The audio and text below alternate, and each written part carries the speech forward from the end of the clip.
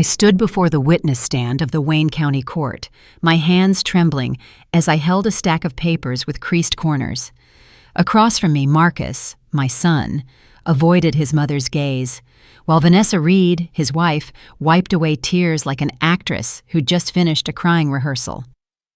I took a deep breath, looked straight at Judge Elaine Miller, and said the words I never imagined I would ever have to say. Your Honor, my son is asking the court to declare me legally incompetent, not because I've truly lost my mind, but because I dared to say no to continuing to fund their lives with my own money. I opened a small notebook where every number was written in shaky handwriting. $47,300, $47,300, the amount I had spent on Marcus and Vanessa over the past 3.5 years. That money didn't fall from the sky. It was my pension, my late husband's inheritance, every penny I had saved during 40 years of working as a nurse at Henry Ford Hospital. And now, the very people who once called me Mom were sitting at the other table, beside attorney Richard Fisher, looking at me as if I were a stranger. Vanessa continued her performance as the loving, heartbroken daughter-in-law, while Marcus kept his head down in silence, just like the little boy who used to tremble when he got caught lying. All this happened because 3 months ago, I did something I should have done a long time ago. I stopped paying their rent. And when Vanessa called demanding money, I told her something she would never forget for the rest of her life. I only help people who are truly special. And clearly, you two are not. I knew those words had lit the fuse, the very fuse that brought me to this courtroom today.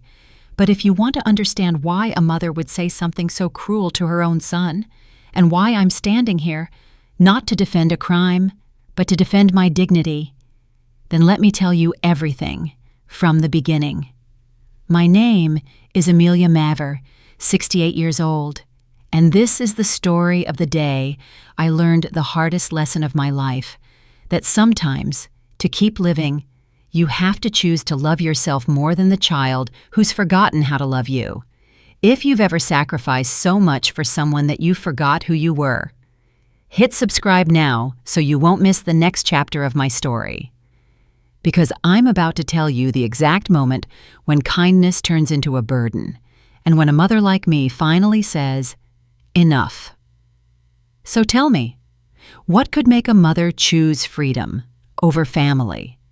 Would you like me to adapt this translation into a natural YouTube narration tone next, smooth pauses, voice-friendly rhythm, and pacing for TTS? It would make it sound like a real Auntie May or Margaret Story's voiceover. That morning, I woke up at 6 o'clock, just like always. The little house in Midtown Detroit was still quiet, except for the ticking clock and the smell of freshly brewed coffee drifting through the kitchen. I sat by the window, looking out onto Cass Avenue, and did what I'd been doing for the past 3.5 years. Opened the Great Lakes Bank app and transferred $650 to Marcus, $500 for rent, $150 for groceries. I pressed confirm without even thinking, because it was a habit, because that's what a mother does to show love, or at least, that's what I used to believe. The phone rang at 6:15. Marcus. I smiled, thinking my son was calling to say thank you. Mom, Marcus said quickly, remember to send another $200, okay?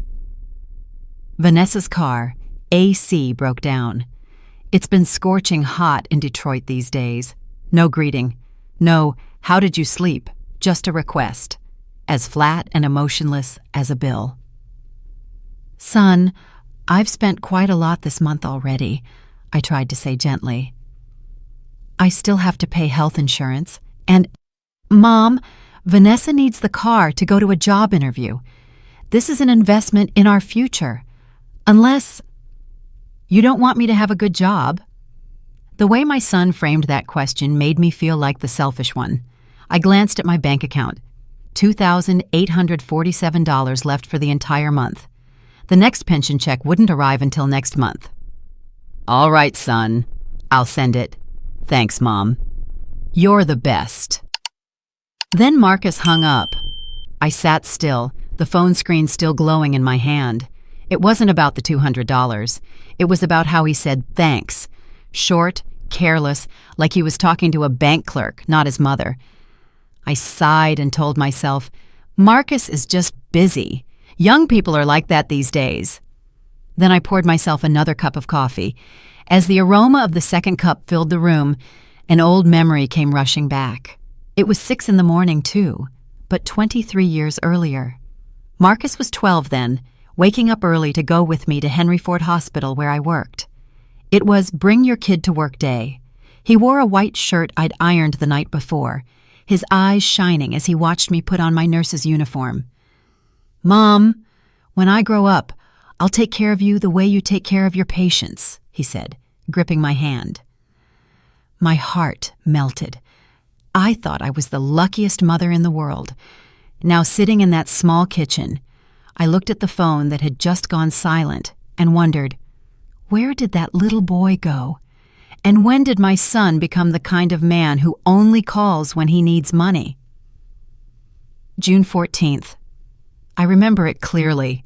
That morning, I had just bought a peach-colored dress from Macy's at the Somerset collection. I'd saved for 2 months to afford it, $185. Expensive, but worth it.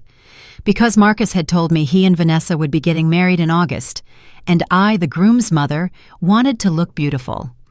I had everything planned, a $1,500 wedding gift, a call to my sister Diana in Chicago to share the good news, an album ready to fill with memories. That afternoon, I called Marcus to ask about the venue. I wanted to know so I could arrange my schedule, maybe help them with preparations. He picked up after the 5th ring. "Yeah, Mom?" he said flatly. "Sweetheart, I just wanted to ask about the wedding." "Where are you two planning to hold it? Maybe I could come early and help with something?" There was some noise on the other end. Then Vanessa's voice, low but clear, said something. Marcus went quiet. So quiet it felt wrong. "Marcus? Can you hear me?" "Yeah, Mom," he hesitated. "Actually, we already had the ceremony." I thought I misheard him. "What? The rehearsal?" "No, Mom. The wedding. We got married yesterday." 3 seconds passed. I couldn't breathe. The kitchen spun. The peach-colored dress hanging on my bedroom door suddenly looked ridiculous. Why didn't you tell me?" Then Vanessa's voice came through, this time crystal clear, because she'd taken the phone from Marcus. "Amelia, it was just a small ceremony. We only invited people who were really special. I'm sure you understand, right? People who were really special." Those words pierced straight through my heart. I heard Marcus trying to take back the phone, but I had already hung up, because if I didn't, I would have cried, and I didn't want my son to hear me cry. I don't remember what I did for the next 2 hours. I just remember that when I came to, I was sitting on the kitchen floor, my back against the fridge, phone still in my hand. I opened Facebook. I shouldn't have, but I did. And then I saw it. Vanessa had posted an album, The Best Day of My Life, 47 photos. She was wearing a pure white wedding dress, the same one I'd given her $1,200 for, supposedly for an emergency dental procedure. So that dental emergency was actually a wedding dress. Marcus, in a navy blue suit, was smiling ear to ear. Vanessa's parents, Mr. and Mrs. Reed, raised glasses of champagne. Her 3 siblings laughed beside them. Around 20 guests, a small wedding, with no groom's mother. I zoomed into every photo like a madwoman, looking for my shadow, a mention, a caption. Nothing. Not a single trace proving that Marcus Maver even had a mother. Under the picture of their kiss, Vanessa had written, "Thank you to everyone who joined our special day, especially my parents for making everything perfect." This is what family means. I began to cry. Not the soft kind of crying, but the kind that steals your breath and shakes your whole body. I hugged my knees, curled up on the cold kitchen floor, and cried for everything. For the peach-colored dress I'd never wear, for the $1,500 that would never become a gift, for every morning I transferred money without hesitation, for every mom that only came when they needed cash. But the worst part wasn't being left out of the wedding. It was that they didn't even bother to lie. No excuses about COVID, no hotel restrictions, just a calm, cold line.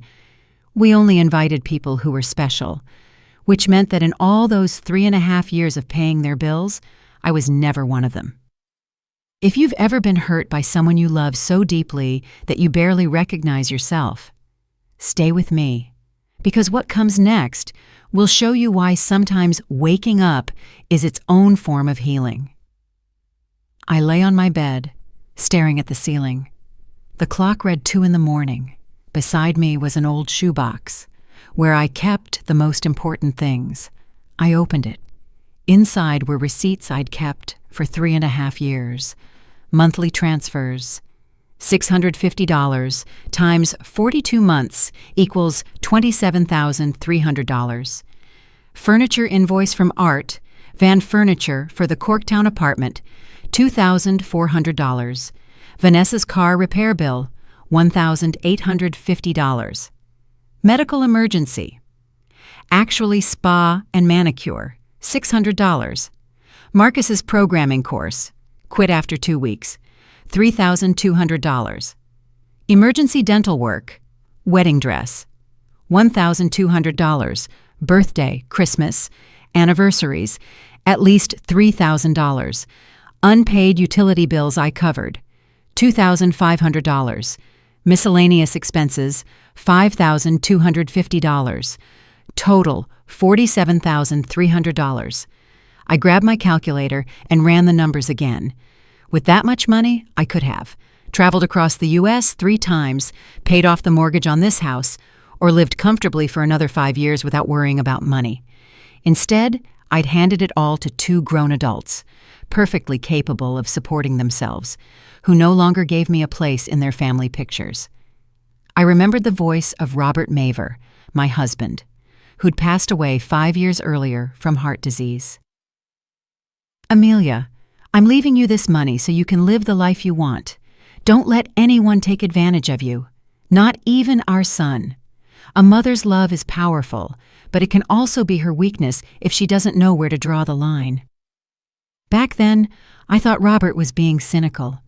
But now, looking at the stack of receipts before me, I knew he was right. I had loved Marcus unconditionally, but he had loved me conditionally, as long as the money kept coming.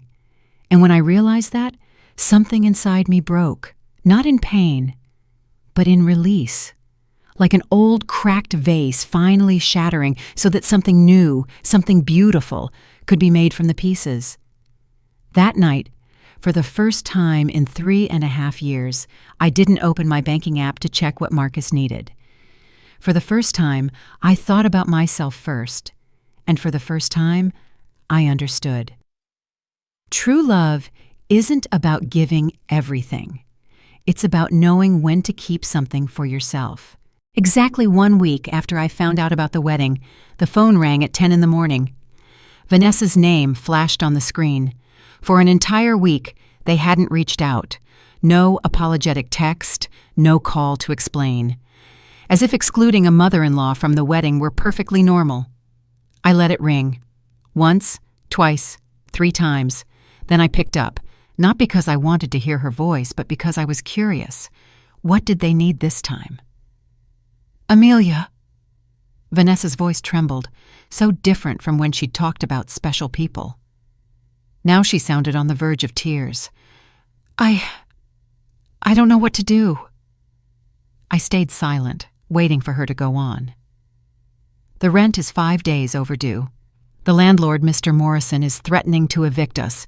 He said if we don't pay by the weekend, he'll change the locks. You forgot to transfer the money this month. You forgot. Not, could you help us? Not, I'm sorry about the wedding. But you forgot, as if transferring money were my obligation. Vanessa, I said, my voice so calm it surprised even me. I didn't forget. Then why haven't you sent it? Marcus and I are really struggling. We still have credit card debt to pay. And Vanessa, I cut in. I want to ask you one question. Do you remember what you said to me last week? Silence on the line. You said the wedding was only for people who were special.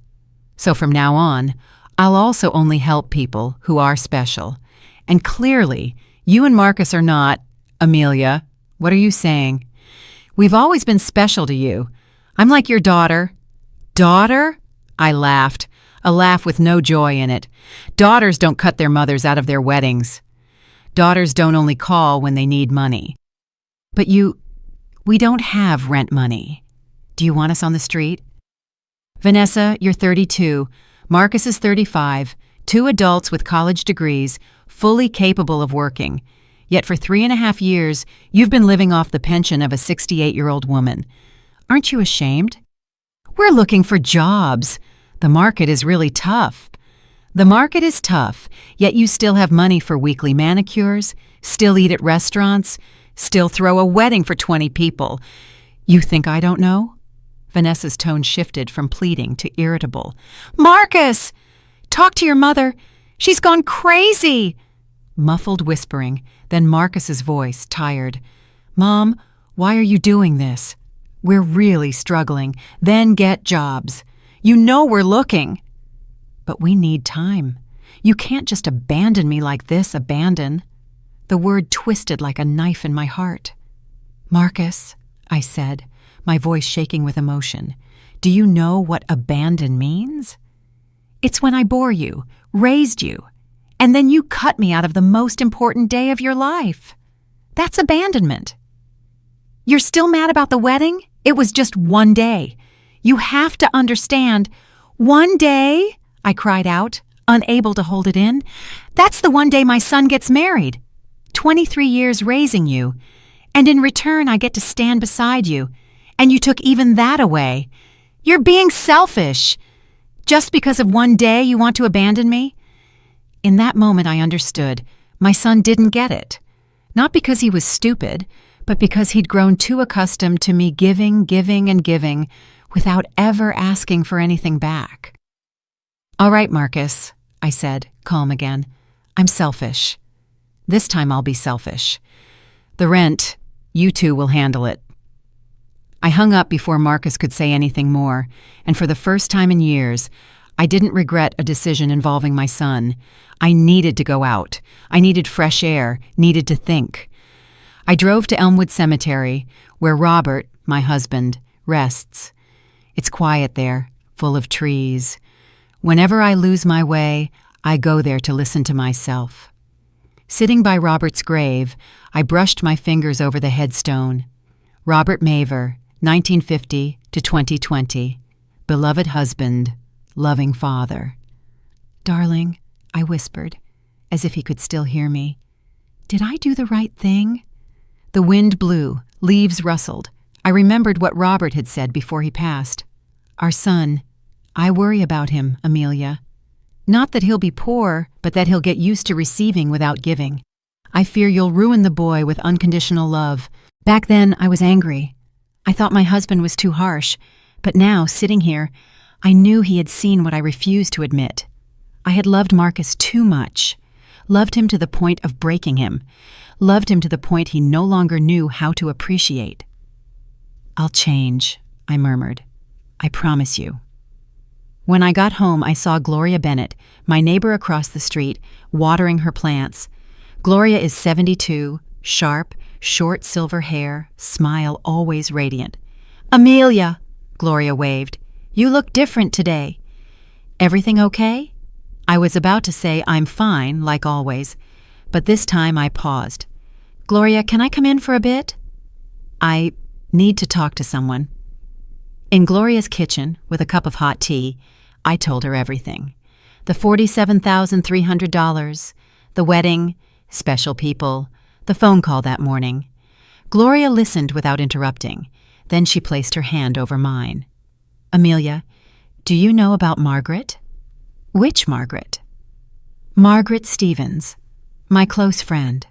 She passed away last year, Gloria told me. Margaret had 2 children who demanded money from her all her life.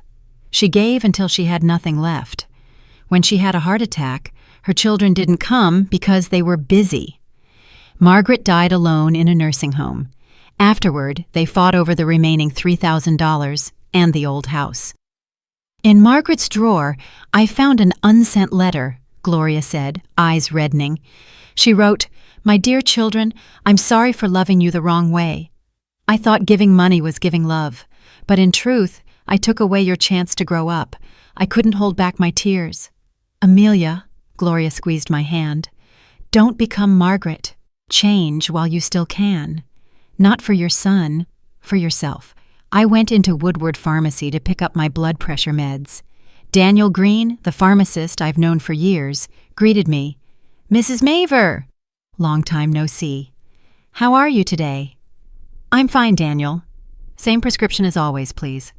As he handed me the meds, Daniel suddenly said, "Oh, last week a man came in asking about your medication." I startled. "Who?" "He didn't give his name, said he was your son. Asked whether you took anything special, if there were any unusual symptoms. He asked about psychiatric meds, dementia too. I told him no, but it felt like he wanted proof about your mental state." A chill ran down my spine. Marcus was investigating me, trying to prove I wasn't competent? "Daniel," I said firmly, "if he comes back, don't say anything. And if he hands you papers to sign, don't sign." Daniel nodded, worried. "Is something going on?"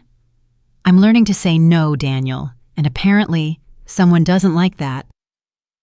Back home, I wondered, if Marcus went to the pharmacy, what else did he do? I checked the front door security camera, the one I installed last year after a neighborhood break-in. I rewound the footage from last week, and I saw it. June 18th, 3 days after the call when I refused to send money, Marcus and Vanessa came to my house at 2 p.m. while I was out grocery shopping.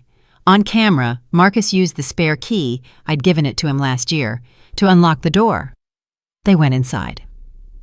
47 minutes later, they left. What did they do for 47 minutes in my house while I was gone? I checked every room, nothing missing. But in the study, I noticed the drawer, where I keep my bank books, medical files, and legal documents, had been rifled through. The papers weren't as tidy as before. They had looked through my documents. They were searching for evidence. Evidence for what? I remembered Gloria's story, a child petitioning for guardianship on the grounds that Mom is elderly and can't manage her finances, then draining her accounts. Good Lord, Marcus was planning something similar. If your heart aches reading this, don't look away. The next part is when I stop being afraid and start fighting back. At 6 the next morning, I woke with a clear resolve not to let it happen. I called Gloria. "Do you know a good elder law attorney?" "Yes, Calvin Weber. He helped me with my medical power of attorney last year.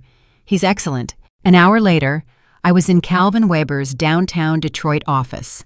A man around 50, graying hair, sharp eyes but kind. I told him everything. The money, the wedding, Marcus's inquiries at the pharmacy, the break-in. Calvin listened, taking careful notes. "Mrs. Maver," he said, "you did the right thing coming here. What you're describing is financial elder abuse, and it appears your son may be preparing to petition for guardianship. You think they'll do that?" In my experience, when an adult has been living off an elderly parent and the money is cut off, they have 2 options: become independent or seek to legally control the funds. What should I do? First, protect your assets. Second, document that you are fully competent. Third, if they do file, we fight. Calvin handed me a checklist. Change all online banking passwords. Retrieve all spare keys. Install additional security cameras. Get a cognitive evaluation for documentation. Draft a clear, will prepare detailed financial records. And most importantly, Calvin looked me straight in the eye. Don't let your emotions make you vulnerable. This is no longer a normal mother-son relationship. This is a fight to protect your rights. I nodded, though my chest still ached. When had my relationship with my son become a fight? At Great Lakes Bank, I met with Martin Klein, the branch manager. Mr. Klein, I need to change all passwords and remove all authorized users from my accounts.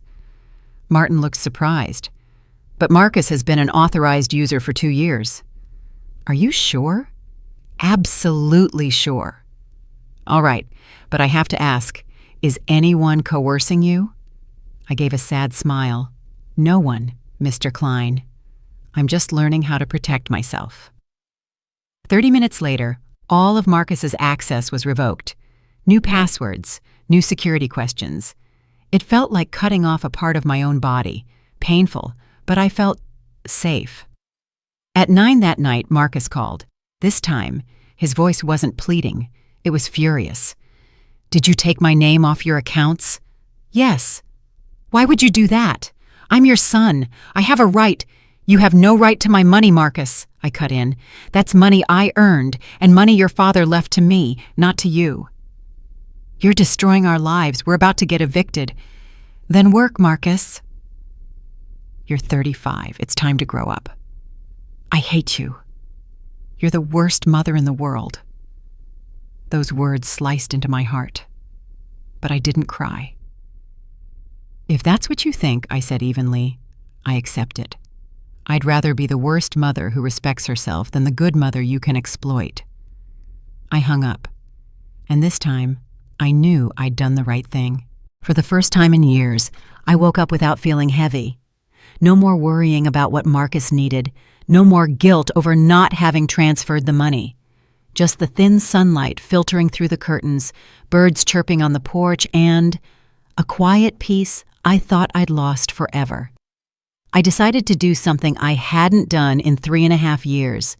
Take a morning walk. Belle Isle Park in July was heartbreakingly beautiful. I walked along the Detroit River, watched sails glide over the water, and listened to the wind carry a cool scent from Lake Michigan. On a nearby bench, a woman was reading, silver hair tied neatly, gold-rimmed glasses glinting in the sun. Beside her sat a tote printed with the words, Detroit Public Library. I don't know why, but I stopped. "Excuse me," I asked, "is that book good?" The woman looked up and smiled. "Very good. Educated by Tara Westover, about a girl who escapes a toxic family to build a life of her own." She looked at me and added, "Would you like to borrow it?" I'm almost done. The words toxic family made me pause. I'm going through something similar. She tilted her head, understanding in her eyes. "Have a seat." My name is Eleanor Morrison, and I think we have a lot to talk about. Eleanor told me she had been an elementary school teacher in Detroit for 35 years. Her husband had been gone 10 years.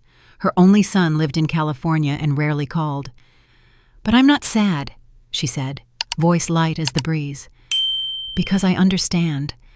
Happiness doesn't come from your children loving you. It comes from you knowing how to love yourself." I told her about Marcus, about $47,300, about the wedding, about the phrase, special people. Eleanor listened without judgment. When I finished, she took my hand. "Amelia, do you know the most painful thing for a mother? It's not when your child doesn't love you. It's when you realize you accidentally taught your child how not to love." I was surprised. "What do you mean?" "When we give our children everything and never ask for respect, we teach them that their mother isn't worth respecting, that she's just a walking ATM, and the fault isn't theirs, it's ours." Her words were like a gentle slap. It stung, but it woke me up. "So what should I do?" I asked. "Live," Eleanor replied. "Live for yourself. Let Marcus see that you don't need him to be happy. That's the greatest lesson you can teach your son." She handed me a slip of paper. "This Friday, we're having a Silver Circle gathering. Women over 60 learning to live for themselves. The address is 1245 Woodward Avenue, 6 p.m. I looked at the paper and smiled. "I'll be there." The room at the Woodward Community Center buzzed with laughter. About a dozen women aged 60 to 78, each bringing a homemade dish. The atmosphere was warm. No one had to pretend to be strong. Eleanor introduced me. "Ladies, this is Amelia Maver, my new friend." She's on a journey to find herself again. A woman with curly hair, Martha Chen, came up and hugged me. "Welcome, Amelia." Here, we don't judge. We just listen. All evening, I heard stories that were both painful and freeing. Ruth Williams, 67. "I cared for my mother-in-law with Alzheimer's for 15 years. When she passed, my son didn't say thank you. Instead, he asked, 'Now that you're free, can you watch my kid?' I said no, and it was the best decision of my life." Patricia Hayes, 71. "My daughter borrowed $50,000 to invest. 2 years, no repayment. When I asked, she said, 'You have money. A few tens of thousands won't kill you.' I cut contact. I've never regretted it." Linda Foster, 65. "I used to think being a mother meant sacrificing everything. Then I got cancer. 6 months of chemo. My son didn't visit. Reason? Busy. But when I recovered and sold my house to travel," he asked, "why not leave that money to me?" That's when I understood. Some people only love what they can take from you. Each story was a mirror reflecting me. I wasn't alone anymore. When it was my turn, I said, "I think my son doesn't hate me. He's just indifferent, and that hurts more than hatred." Martha took my hand. "Amelia, that's not your fault. You gave love, but love can't buy respect. Only boundaries can teach that," Eleanor added. "And now your job isn't to save your son, but to save yourself. If you've ever loved someone so much you lost yourself, pause here for a beat, because next comes the part where Amelia begins to learn the art of standing up." On Calvin Weber's advice, I made an appointment with Dr. Lila Moore, a psychologist at Detroit Medical Center. She's African American, about 45, with a voice both gentle and steady. "Mrs. Maver," she said, "setting boundaries with your son is not a sign of cognitive decline. It's a sign of maturity." Over 2 hours, Dr. Moore tested everything: short-term and long-term memory, problem-solving ability, judgment and situational assessment, financial management, orientation to time and place. "I aced it all," she smiled. "Your scores are in the top 10% for your age group. You are fully lucid with complete decision-making capacity." She handed me a sealed envelope. "This is your medical report. If anyone questions your capacity, show them this." I held that envelope like a lawful weapon to protect myself. My life changed in unexpected ways. Tuesdays and Thursdays, walking at Belle Isle with Eleanor. Wednesdays, yoga at the community center. Fridays, Silver Circle gatherings. Weekends, reading to children at the Detroit Public Library. I even started learning watercolor painting. Eleanor introduced me to a young teacher named Jessica. My first painting, a bird flying out of an open cage. Jessica looked at it and asked, "This is a self-portrait, isn't it?" I was surprised. "How did you know?" "Because I can feel freedom in the brushstrokes." Someone just broke free of something very heavy. I simply smiled. The girl was right. One evening, my sister Diana called from Chicago. "Sis, Marcus just called me." My heart clenched. "What did he say?" "He said you're having mental issues. He asked me to convince you to see a doctor. He also said you cut off his financial support, and now he and Vanessa are about to lose their home." "Do you believe him?" I asked. Diana was quiet for a moment, then said softly, "Sis, I know you. You're the most clear-headed person in the family, but I need to hear it from you. What's going on?" I told her everything. I hid nothing. When I finished, Diana sighed. "I'm sorry. I should have seen it sooner. The last time I was in Detroit, I noticed Marcus didn't respect you, but I thought it wasn't my place to interfere." "It's okay," I said. "No, it's not. I'm at fault for staying silent, but now I want to say, you did the right thing. And if you need someone by your side, I'll be there." I burst into tears, but this time they were tears of relief. "And hey," Diana added, "if Marcus calls again, I'll tell him this. You are fully sound of mind, and it's time he took care of himself." I needed tools to fix my fence, so I stopped by Motor City Tools, the hardware store owned by Leonard Summers. Leonard, a cheerful black man in his early 60s. His son, Ethan, works as a technician. "Mrs. Maver! Long time no see." "You look better," Leonard grinned. "I'm learning to live for myself," I replied. He nodded. "My wife used to say that before she passed. Don't live for others. Live for yourself. Now I finally get it." When I paid, Leonard said, "Oh, last week a young man asked about you." I froze. "Who?" "He didn't give his name, said he was your son. Asked if you'd been buying strange items, acting oddly. I told him you were perfectly normal. But the way he asked, it was like he was gathering evidence." Marcus again. "What did you say to him?" "I told him, if you care about your mother, go visit her. Don't investigate her." He went quiet and left. I thanked Leonard. But inside I knew Marcus was preparing something. I called Calvin Weber immediately. "Mr. Weber, Marcus is going around asking about me. From the pharmacy to the hardware store, what does he want?" Calvin's voice grew grave. "What I feared is coming true. He's collecting evidence to claim you lack capacity. That's the first step before filing for guardianship." "Oh God, what do I do?" "Be ready. We have everything. Dr. Moore's medical report, transparent financial records, credible witnesses. If they file, they'll lose. Are you sure?" Calvin looked at me steadily. "In 20 years of practice, I've never seen a 68-year-old as lucid and strong as you be stripped of her rights." "Trust me," I nodded. But inside I understood. This wasn't just a lawsuit. This was a war with my own son. One morning, an envelope from the office of Richard Fisher, Marcus's attorney, sat in my mailbox. My hands trembled as I opened it. Petition for guardianship.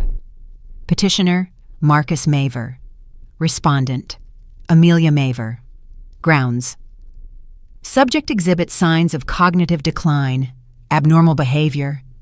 Ceased financial support, refuses communication, shows paranoid suspicion toward relatives. I read every word, feeling the air leave my lungs. They had actually done it. My son had sued me. I sank to the floor, clutching the petition. Not because I feared losing the case, but because of the pain. That the person who used to be my son now saw me as someone who had lost her mind. Then I took a deep breath and thought of the faces. Eleanor, Martha, Ruth, Patricia, Linda, Dr. Moore, Calvin, Gloria. I wasn't alone, and I knew this battle I would not lose. The next day, emergency meeting with Calvin Weber. I sat in Calvin Weber's office, the petition lying right in front of me. Morning light slanted through the glass window, cold and straight like a blade. Calvin looked at me, his eyes more serious than ever. "Mrs. Maver, they've prepared thoroughly. This is the list of witnesses they intend to call." I looked down at the sheet. 6 names. Dr. Stephen Lehman, psychologist, I've never met him. Karen Schmidt, social worker, I've never known her either. Howard Davis, neighbor Daniel Green, pharmacist at Woodward Pharmacy. Vanessa Reed Maver, daughter-in-law Marcus Maver. My son. My heart went cold. "What will they do with this list, Mr. Weber?" Calvin answered slowly. "They'll construct the image of an elderly woman losing her faculties, acting erratically, easily agitated, someone who needs to be protected from herself. But we're not walking in empty-handed. We have evidence, and we have real people with real stories." He opened the thick file on the desk. "First, Dr. Lila Moore, your spotless medical evaluation. Second, Great Lakes bank records proving you manage your finances with exceptional rigor. Third, our own witnesses I looked up. Who? Gloria Bennett, neighbor. Eleanor Morrison, close friend. Leonard Summers from Motor City Tools. And if needed, the entire Silver Circle is ready to take the stand for you." I nodded, uneasy all the same. "Mr. Weber, they have Daniel Green on their list." "Why?" Calvin frowned. "I want to know that too. I'll look into it. That afternoon, I drove to Woodward Pharmacy that very afternoon. When he saw me walk in, Daniel Green looked flustered. Mrs. Maver, I'm sorry. Sorry for what, Daniel? Your son, he came back last week with an attorney. They asked me to sign a statement that you'd shown abnormal behavior when purchasing medication. My voice went cold. And did you sign? No, I refused.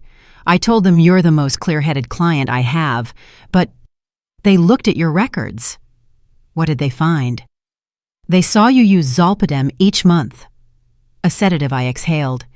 Yes, a sleeping pill my doctor prescribed 3 years ago. Daniel lowered his head. Their lawyers said elderly people on sedatives are prone to confusion, which affects decision-making capacity. They're going to use that against you. I was stunned. A perfectly ordinary pill turned into evidence against me. Daniel, I need you to testify for me. He hesitated, eyes full of worry. Your son threatened to sue me for disclosing medical information. I have a family. I can't. I fell silent. I understood. Daniel wasn't betraying me. He was afraid. It's all right, I said, my voice hoarse. Thank you for being honest. As I left the pharmacy, Detroit's skies opened up. I understood. Marcus had gone farther than I'd imagined. That evening, Eleanor called me over. The whole Silver Circle was there. When I finished telling them everything, the room went silent. Martha Chen sprang to her feet. We are not going to let this happen. Amelia, whatever you need, we've got you. Ruth Williams said, her voice low but steady. I've been through something similar. My son petitioned for guardianship, too. I won, because I had evidence. I'll show you how Patricia Hayes added, I know a reporter at the Detroit Free Press. He covers elder abuse cases. If you want... No, I cut in. Marcus is still my son. I won't drag him into the public eye. I just want to protect myself. Eleanor looked at me, tender and stern at once. Amelia, it's precisely because you keep putting love above yourself that your son dares to do this. I said nothing, because she was right. 3 days later, I went to knock on Howard Davis's door, the neighbor next door. 75, a former police officer, he opened with an icy look. Mrs. Maver, I assume you know I'll be testifying. I want to know, what are you going to say about me? I'll tell the truth. You act strange. Often coming and going at odd hours, talking to yourself in the garden, inviting strangers into your home. Clearly, not well, I was speechless. You call me getting up early to walk strange? You call me talking to myself while gardening abnormal? You call having friends over suspicious? Your son worries about you. I'm just saying what I see. Do you hate me, Mr. Davis? He looked at me for a moment, then said, Last year, you demanded I pay $500 to fix the fence after the storm. I haven't forgotten. I trembled slightly. Mr. Davis, I'm sorry. I did that because I needed the money at the time. But don't use that to destroy me. He curled his lip. This isn't revenge. This is justice. The door slammed shut. I stood there alone, and I understood. I had just lost a witness and gained an enemy. On Tuesday morning, Calvin called. Mrs. Maver, I've looked into Dr. Stephen Lehman. Who is he? A psychologist, repeatedly complained about for falsified reports in guardianship cases. He's known for writing to order. He hasn't met you, but he'll rely on Marcus and Vanessa's claims to conclude you have cognitive decline. I gritted my teeth. A man who's never even met me is allowed to evaluate me? Unfortunately, that's a tactic they use. But I have a plan. What is it? We counterpunch. I've compiled evidence. 7 out of 10 of his cases were overturned, and you'll be reevaluated by an independent, absolutely neutral expert, someone the court won't dare to question. 3 days later, Dr. Rebecca Morrison, 60 years old, one of Michigan's foremost psychologists with more than 3 decades working with the courts. 3 hours of testing. MMSE, 30 out of 30, MoCA, 28 out of 30. Trail making. Test flawless clock. Drawing test. Not a single error. Verbal fluency. Above age group norms. At last, she looked at me, voice firm. You are fully lucid, Mrs. Maver. I've seen thousands of patients, and I can say your mental health is sturdier than that of many younger people. I asked softly, then why does my son say I've lost my mind? She sighed, because it's the easiest way to control you. When society believes the elderly are no longer competent, everything they say gets dismissed. That's age bias, and your son is exploiting it. She handed me an envelope. This is the report. It will protect you. I took it, feeling as if I were holding a shield in a war no one wants to fight. That night, I sat in Gloria's kitchen, 2 cups of tea still steaming. Amelia, she asked, are you afraid? Of course, I said honestly. Not afraid of losing the case. Afraid because I still love Marcus. I still remember the 5-year-old boy hugging me, saying, Mom, you're the best in the world. And I wonder, is that little boy gone? Gloria laid her hand over mine. No. He's just lost. And sometimes the only way to help someone find their way back is to let them face the consequences themselves. But what if, after this, he never forgives me? Then that's his choice. Amelia, you can't control whether your child loves you, but you can control whether you respect yourself. The hearing was approaching. Calvin called me into his office. Mrs. Maver, here's the plan. Day 1. Their side. Marcus and Vanessa tell the story of a mother who's changed unpredictably. Dr. Lehman presents his expert opinion. Howard Davis testifies about odd behavior. Day 2, counterattack. Dr. Moore and Dr. Morrison present the medical evaluations. Gloria, Eleanor, and Leonard testify. Financial records prove your management competence. And finally, you'll take the stand. Calvin looked at me gravely. When you stand there, remember, tell the truth. Stay calm. Look Marcus in the eye. And most importantly, do not apologize. You've done nothing wrong if this is the first time you've seen a mother go to court against her own son. Stay. Because what comes next is when the truth is not only exposed, but reclaimed. The night before the hearing, I couldn't sleep. I sat by the window staring out at an empty Cass Avenue. I took out an old photo, Marcus at 8, hugging a birthday teddy bear, grinning wide. On the back, I had once written, Marcus, happiest birthday. I asked myself, when did things begin to skew so badly? Perhaps the day Robert died. That day, Marcus came home, hugged me, and said, Mom, I'll take care of you. But only a month later, that sentence changed to, Mom, I'm short on cash. Can you lend me $2,000? I gave it. And from then on, money became the only language between us. I set the photo down, took out paper, and wrote a letter. My dear Marcus, I didn't stop helping you because I hate you. I did it because I love you, but in the wrong way. I turned you into someone who doesn't know how to appreciate. Tomorrow I will stand in court against you, not to punish, but to set free, both you and me. I hope one day you'll understand. Love, Mom. I folded the letter, placed it in the drawer. Then I went to bed, closed my eyes, and for the first time in weeks, I slept peacefully. Morning of the hearing, 6 a.m. I woke, put on a navy suit, the one I reserve for important days, light makeup, hair neatly combed.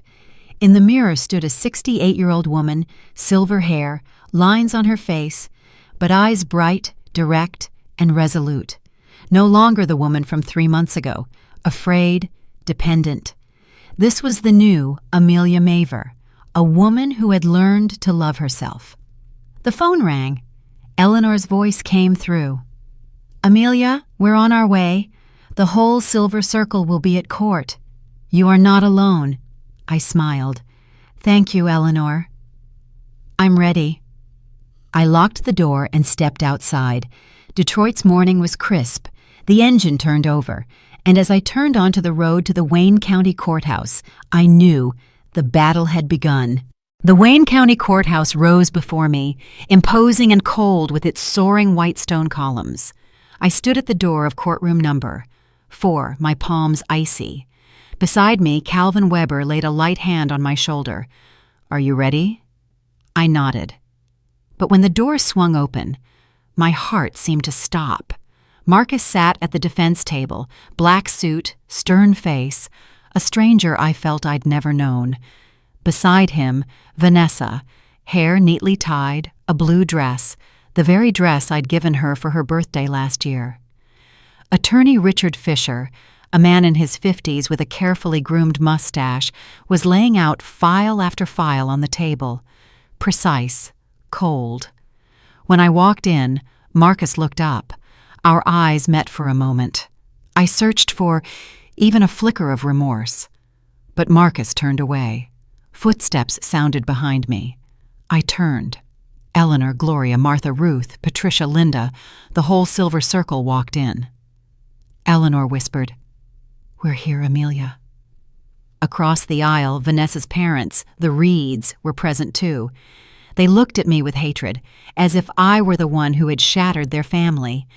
The last door opened. Judge Elaine Miller entered, a black woman of about 55, short silver-streaked hair, eyes sharp as a blade. "All rise," the bailiff announced. The room fell silent.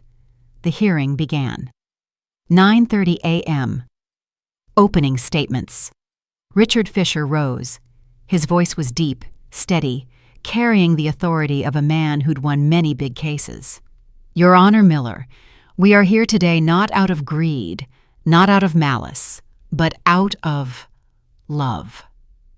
He paused, letting each word fall. Marcus Maver loves his mother, and precisely because he loves her, he has noticed troubling signs. His mother, Mrs. Amelia Maver, is experiencing cognitive decline. 3 months ago, she changed completely and without warning. She cut off contact with her family. She stopped providing financial support she had voluntarily maintained for years. She became suspicious, paranoid, associating with strangers. These behaviors are not the signs of freedom. They are alarm bells of age-related dementia. We will present medical evidence, witness testimony, and expert opinions to prove that Mrs. Maver needs protection, not from others, but from herself. He sat down. The courtroom was pin-drop silent. Then Calvin Weber stood, his tone decisive. "Your Honor, what you've just heard is a very skillfully written story. But it is not the truth. The truth is this. Amelia Maver, 68 years old, is fully lucid. 2 independent psychologists, 2 separate evaluations, both affirm this. She did not change unpredictably. She woke up after years of being exploited. For 3.5 years, she spent $47,300 to support her son and daughter-in-law, 2 healthy adults. She paid their rent, their car bills, their food, and in return, what did they do? They excluded her from her own son's wedding. And when she said enough, when she chose to protect herself, her son did not stand on his own 2 feet. He filed a petition to control his mother's assets. This is not a case of a mother who needs help. This is a case of elder abuse. And we will prove it. I glanced at Marcus. His neck flushed red. His eyes wavered. First witness, Vanessa Reed Maver. Vanessa stepped onto the stand. She placed a hand on the Bible, voice quivering. "I swear to tell the truth." Fisher began. "Mrs. Reed Maver, tell us about your relationship with your mother-in-law." Vanessa's eyes glistened. "Mrs. Amelia used to be like a second mother to me. I adore her. She helped us when we were at our lowest. But 3 months ago, she changed completely. She kicked us out, cut off the money, said we were exploiting her.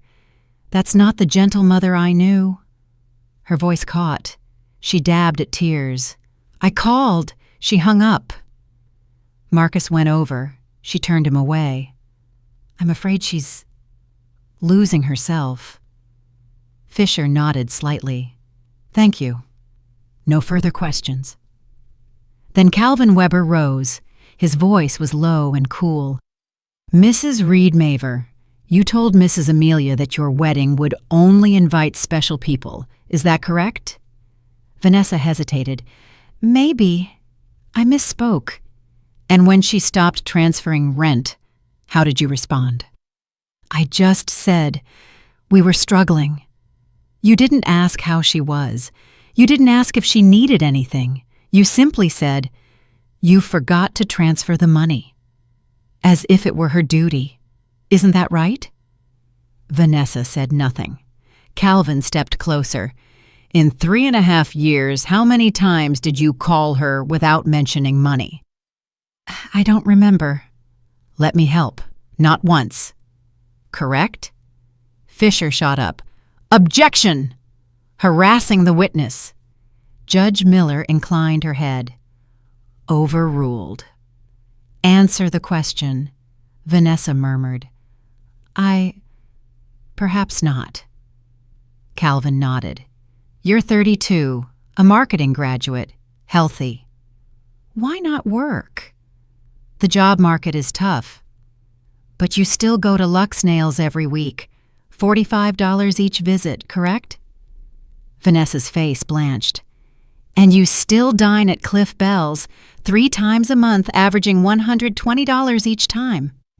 That was to relieve stress, while your mother-in-law lives on a pension of $1,800, eating instant noodles to save money. Did you know that?" Marcus lowered his head. Vanessa whispered, "I didn't know." Calvin closed his file. "Of course you didn't." Because you never asked, Vanessa stepped down, face chalk-white. No one said a word. If you've ever wondered whether love and gratitude can vanish when money appears, stay. Because the next part will show you how much the truth can be bought for. Second witness, Dr. Stephen Lehman. Dr. Lehman, around 60, salt and pepper beard, a veneer of confidence, took the stand. Fisher asked, "Doctor, can you present your assessment of Mrs. Maver?" "Based on information provided by the family and behavioral descriptions," he said, "I believe Mrs. Maver shows signs of age-related cognitive decline." Calvin rose, voice cutting sharp. "Dr. Lehman, have you met Mrs. Maver?"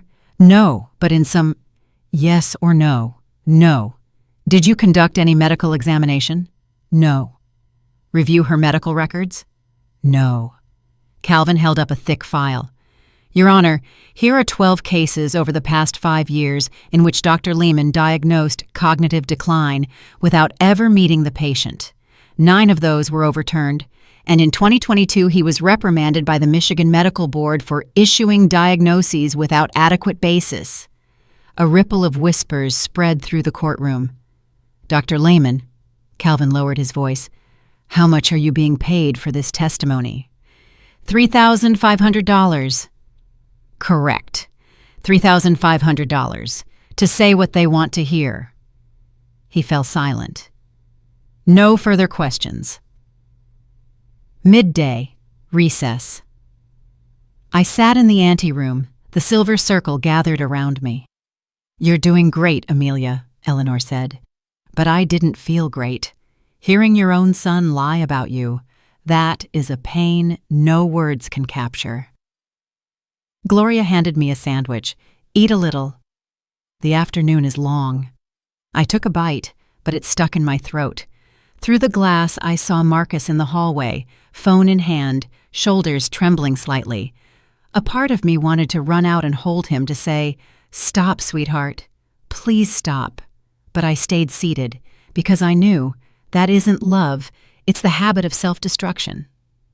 Eleanor looked at me and murmured, "You're doing the right thing, Amelia. Trust me." 1:30 p.m., 3rd. Witness, Howard Davis. Howard Davis took the stand, suit crisp, face cold. Fisher asked, Mr. Davis, have you observed any unusual behavior by Mrs. Maver? Yes. She comes and goes at odd hours, talks to herself in the garden, often has strangers over. Calvin stepped forward. What are odd hours, sir? Around 6 in the morning, 9 at night? Going for morning and evening walks is unusual? For an elderly person. She's 68, not 98. And talking to herself. You've never spoken to your plants while gardening? A light ripple of laughter moved through the courtroom. Calvin raised a document. Mr. Davis, last year, you and Mrs. Maver argued over $500 for fence repairs. Correct? Correct, and you're still angry about it, aren't you? Is your testimony today about justice or payback? Objection, Fisher shouted. Sustained, the judge said, but the damage was done. Howard stepped down, his face the color of a beet. Final witness, Marcus Maver. And then, it was my son's turn. Marcus placed his hand on the Bible, eyes straight ahead. He didn't look at me. Fisher asked, Marcus, tell the court about your mother. My mother is wonderful. She raised me alone after my father passed. But she changed. She became cold, distant. I'm afraid she's not well. His voice quivered. What did you do? I tried to reach out, but she refused to see me. I asked neighbors, the pharmacist. Everyone said she was acting oddly. I just wanted to help Calvin stood. Marcus, when was the last time you visited your mother without asking for money? I don't remember. Because never. Correct? We were struggling. You're 35, your wife is 32, both healthy. You had time to investigate your mother, time to organize a wedding, time to file a petition. But no time to work? Marcus bit his lip. And when your mother asked why she wasn't invited to the wedding, what did you say? It was a small ceremony. But there were 20 guests, all from your wife's side. No biological mother. Why? Marcus lowered his head. Because Vanessa thought if we invited Mom, she'd think Vanessa was marrying me for money. The courtroom held its breath. Judge Miller raised an eyebrow. What did you just say, Mr. Maver? Marcus realized his slip. No one added a word. Calvin simply nodded. No further questions. Marcus stepped down. And for the first time, I saw in my son's eyes shame. Right after the trial, outside the courthouse. When I stepped out of the courtroom, the silver circle was already waiting. Eleanor, Gloria, Martha, Ruth, all of them rushed forward and wrapped me in their arms. We cried, but they were tears of joy, of relief after a battle far too long. You did it, Amelia, Eleanor said, her voice trembling. You took your life back. I smiled, but when I looked over their shoulders, I saw Marcus. He stood about 30 feet away, beside Vanessa and Attorney Fisher. Vanessa was saying something angrily, while Marcus stayed silent, his eyes fixed on the ground. Then, as if he felt my gaze, he looked up. We met eyes across that distance. No words, only two looks that finally met. And in my son's eyes, I saw something I hadn't seen in years. Remorse. Vanessa grabbed his arm, pulling him away. Before turning, his lips moved, just one word, but I read it clearly. Sorry. I didn't answer. I only nodded. Because I knew sorry wasn't enough, but it was a beginning. That evening, Gloria hosted a small celebration at my house. The whole silver circle came, the women who had stood by me through the storm. We ate pizza, drank wine, and laughed. Not the polite kind of laughter, but the kind that bursts out from deep inside after you've faced fear and tears and survived. Amelia, Patricia said, raising her glass, today you didn't just win a case. You proved to all of us that it's never too late to reclaim your own power.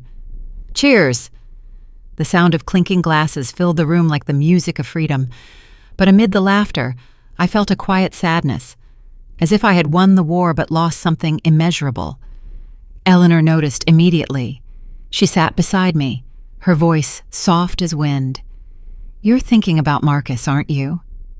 I nodded. "I know I did the right thing, Eleanor. But why does it still hurt this much?" She took my hand. "Because you're a mother, and a mother's heart always aches when her child hurts. But Amelia, sometimes to save your child, you have to let him fall. Only when he hits the bottom can he learn how to stand up. People think a mother's love means always reaching out to catch her child. But sometimes, true love is the courage to let go, to let them find themselves again." And that night, under warm light and laughter, I knew I was beginning a new journey, not to seek justice, but to find peace. Life changed in ways I never imagined. The story of the trial spread throughout Detroit. The Detroit Free Press published an article. 68-year-old woman wins case against her son, a lesson in dignity and boundaries. Then the letters began arriving. Dozens of them, from elderly people everywhere. One woman wrote, "Dear Mrs. Maver, I'm 73. I've given my daughter $65,000 over 5 years. After reading your story, I finally had the courage to say no. Thank you for showing me I'm not alone." Calvin Weber called me. "Mrs. Maver, would you like to join a senior rights advocacy group?" "Your story could help so many people," I said yes, and that's how my new chapter began, as a volunteer counselor for elders facing financial abuse. One late afternoon, a month after the trial, I received an envelope with no return name, but I recognized the handwriting immediately. Marcus. My hands trembled as I opened it. "Dear Mom, I don't know if you'll read this, but I have to write. I'm sorry. Sorry for leaving you out of the wedding. Sorry for treating you like an ATM. Sorry for suing you. After the trial, Vanessa and I broke up. She called me a failure for letting you win. That's when I realized she never loved me. She only loved what she could take from you. I found a job at Amazon. Not my dream job, but an honest one. For the first time in years, I paid my own rent with my own hands. And Mom, I feel proud. I'm not asking for forgiveness, but I want you to know the lesson you taught me, though painful, is the one I needed most. I love you. Your son, Marcus. P.S. I'm enclosing $500, the first repayment. I'll return every cent, not because the law says so, but because it's the right thing to do." Inside was a check for $500. I sat at my kitchen table, holding the letter, and cried, not tears of pain, but of hope. One Saturday morning, I was gardening when I heard a knock at the door. When I opened it, I saw Marcus. He looked thinner, dark circles under his eyes, but his gaze was clear and sincere. "Mom," his voice shook, "can I talk to you?" I was silent for a few seconds, then opened the door wide. "Come in." We sat in the kitchen, 2 cups of coffee steamed between us. The silence was heavy, but necessary. "I know you've read my letter," Marcus said, "but do you believe I mean it?" I looked straight into his eyes. "Do you think I believe you?" Marcus lowered his head. "If I were you, I wouldn't." I nodded. "You're right. A letter can't erase 3.5 years of being used." He swallowed hard. "But Mom, will you give me a chance? Not to go back to the way it was, but to prove I've changed." I thought for a long moment. "All right, but on my terms, I'm listening. From now on, we don't talk about money. You don't ask, I don't give. We start over, based on respect." Marcus nodded, tears streaming down. "Mom, thank you. I promise I won't let you down again. Forgiveness isn't forgetting. Forgiveness is choosing not to let pain define the rest of your life." And when I looked at Marcus that day, I realized Maybe both of us were learning how to love the right way. Life didn't become perfect, but it became real. 6 months later, Marcus and I met once a week, walking at Belle Isle, drinking coffee, talking. Not about money, but about life, dreams, and who we were trying to become. Marcus still worked at Amazon. He'd been promoted to shift supervisor and started taking online programming classes, this time paying for them himself. Every month he sent me $500. I didn't spend it, I kept it aside. One day, when he's truly steady, I'll give it back, as a gift of growth. As for me, I sold the house in Midtown and moved into a smaller, cozier apartment near the Detroit River. I donated $20,000 to the Senior Rights Protection Fund. I traveled Chicago, Niagara Falls, and for the first time in my life, I flew to California. I painted, I volunteered, and most of all, I lived. One evening, I sat on the balcony watching the sun sink over the Detroit River. Eleanor sat beside me, both of us sipping tea. "Amelia," she asked, "if you could go back, would you do anything differently?" I stayed quiet for a moment, then said softly, "Yes." I'd set boundaries sooner. I'd teach Marcus the value of responsibility instead of just giving money. But what? But I don't regret it, because without the pain, I wouldn't have found myself. Eleanor smiled. "The first day I met you at Belle Isle, you looked like someone shattered. Now I see someone reborn." I laughed. "Thanks to the silver circle." "No, Amelia," she replied. "Thanks to you." We only showed the path. You're the one who walked it 2 years later. Today, I turned 70. Marcus organized a small gathering. Just him, me, and the silver circle. No expensive gifts, only simple ones. A painting Marcus made himself, mother and son. A photo album Eleanor created, chronicling the past 2 years. A hand-knit scarf from Gloria. When I blew out the candles, I didn't wish for anything grand. I just whispered thanks. Thanks for learning how to say no. Thanks for finding true friends. Thanks for having the courage to love myself. And as I looked at Marcus, his smile, the pride in his eyes as he spoke about his new job, I understood. Sometimes the greatest love you can give someone is letting them learn to stand on their own 2 feet. And that was my journey. Amelia Maver, from a mother taken to court by her own son, to a woman who finally stood up to defend her dignity. Now, looking back, I understand winning isn't about defeating someone, it's about finding yourself again after everything. Because true happiness isn't measured by what we keep, but by the courage to let go of what no longer deserves us. If this story touched you at any moment, leave a comment. What moment made you realize it was time to set new boundaries? I read every comment as if it were a handwritten letter. And if you want to keep walking with stories about self-respect, forgiveness, and the healing journeys of those who once lost everything, remember, subscribe so you won't miss the next chapter. Turn on the notification bell so YouTube reminds you when a new story begins. Like and share this video with someone who might need a gentle reminder today that real love sometimes begins with 2 simple words, enough now,